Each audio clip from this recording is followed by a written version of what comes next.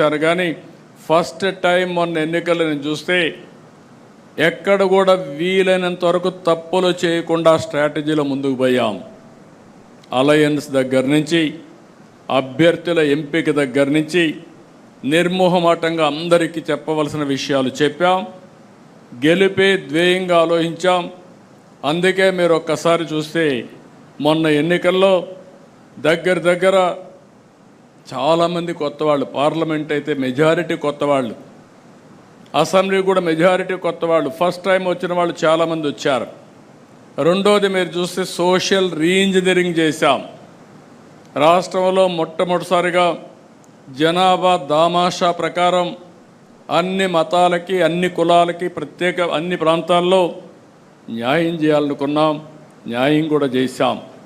ఇవన్నిటి వల్ల ప్రజల్లో ఒక విశ్వాసం పెరిగింది. ఆ విశ్వాసం మొన్న ఎన్నికల్లో బ్రహ్మాండంగా వచ్చే పరిస్థితి వచ్చింది. ఓసారి గతాన్ని కూడా గుర్తుపెట్టుకోవాలి. తెలుగుదేశం పార్టీ ఎప్పుడు పనులు చేయక ఓడిపోలేదు. 2000 మన పార్టీ పెట్టినప్పటి నుంచి ఈ రాష్ట్రానికి సంక్షేమం అందించిన పార్టీ, సంక్షేమాన్ని ఏ విధంగా చేయాలనో చేసి చూపించిన పార్టీ తెలుగుదేశం పార్టీ. ఆ నాయకుడు నందమూరి తారక రామారావు గారు అనే విషయం మనం గుర్తుపెట్టుకోవాలి. ఒకప్పుడు పరిపాలన అంటే రెగ్యులేటర్ అనుకునే పరిస్థితి నుంచి పరిపాలనకు డెఫినేషన్ మార్చిన పార్టీ తెలుగుదేశం పార్టీ. ఇంకొక పక్క 95 నుంచి నేను ముఖ్యమంత్రి అయినప్పుడు మీరు చూస్తే ఫస్ట్ టైం అప్పుడే ఆర్థిక సంస్కరణలు పివి నరసింహారావు గారు తీసుకొచ్చారు. ఆర్థిక సంస్కరణలు అందిపుచ్చుకొని సెకండ్ జనరేషన్ రిఫార్మ్స్ అమలు చేశాం. మిడ్-90sలో 94-95 ప్రాంతంలో ఇంటర్నెట్ రెవల్యూషన్ వచ్చింది.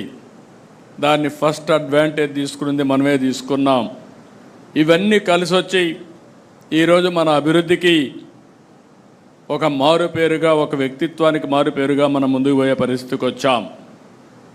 అదే సమయంలో మీరు చూస్తే నేను పదే చెప్పాను 95 CBN అని. నిర్మోహమాటంగా చెప్పేవాడిని.